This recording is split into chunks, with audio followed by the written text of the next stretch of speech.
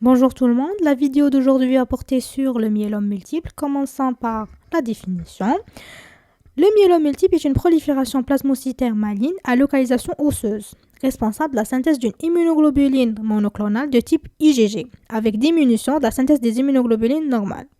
Alors, il y aura une prolifération anormale des plasmocytes tumoraux dans l'os. Cette prolifération va étouffer les autres plasmocytes normaux. Alors, il y aura une diminution de la sécrétion de des immunoglobulines normales qui sont produites normalement de ces plasmocytes normaux. Ce qui va conduire à l'apparition d'un pic monoclonal tumoral d'IgG de ces plasmocytes tumoraux. Pour les signes cliniques, il y a les signes osseux, les signes neurologiques, les signes rénaux, les signes métaboliques, signes d'insuffisance médulaire. Pour les signes osseux, ces signes osseux comportent les douleurs, les fractures spontanées. Bon, pour les douleurs sont un motif de consultation très fréquent. Alors, le médecin, devant toute douleur, surtout thoracique, on va dire, il doit demander systématiquement une électrophorèse des protéines. Surtout si le patient est âgé.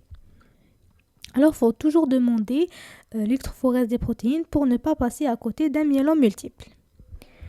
Les fractures spontanées, bien sûr. Pour les signes neurologiques, il y a la compression musculaire, la neuropathie périphérique, majoritairement due au dépôt des immunoglobulines.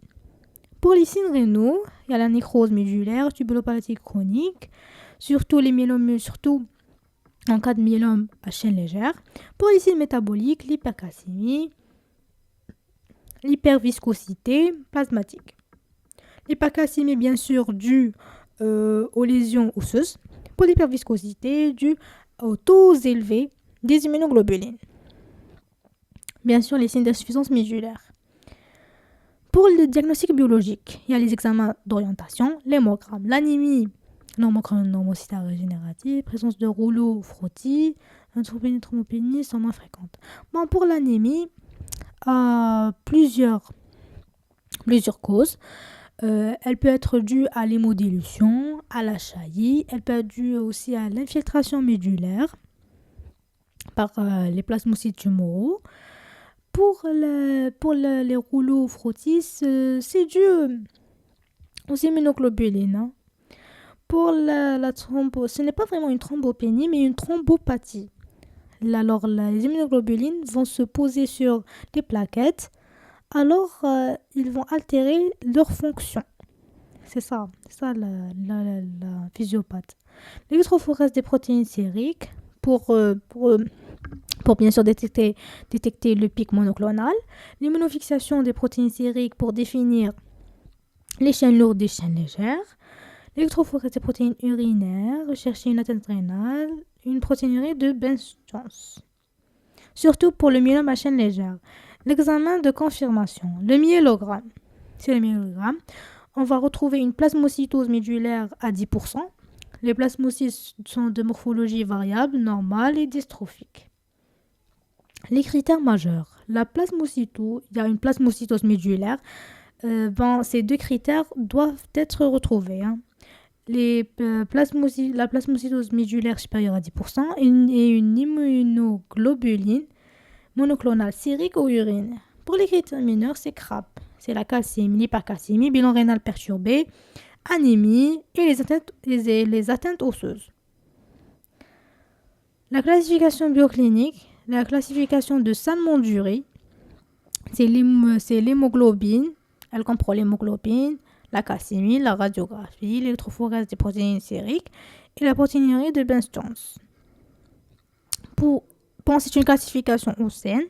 C'est une ancienne classification.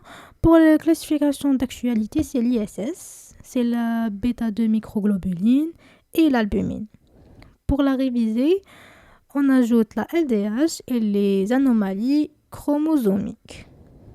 Pour les complications, il y a les infections, l'insuffisance rénale, la complication neurologique et le syndrome d'hyperviscosité. Bien sûr, majoritairement dû à l'augmentation des immunoglobulines. Les infections, bien sûr, dues à la diminution des immunoglobulines normales.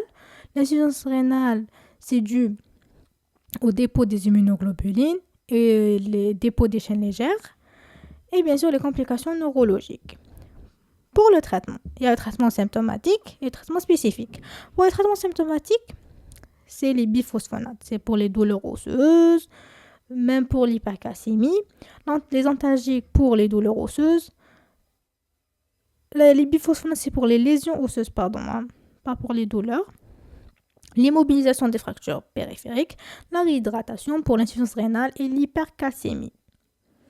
Traitement spécifique, c'est la chimiothérapie plus autogreffe. Bon, on a recours à l'autogreffe, c'est en cas on va dire, d'intensification de la chimiothérapie. L'allographie, bien sûr, des cellules souches hématopoïétiques. Et merci pour votre attention.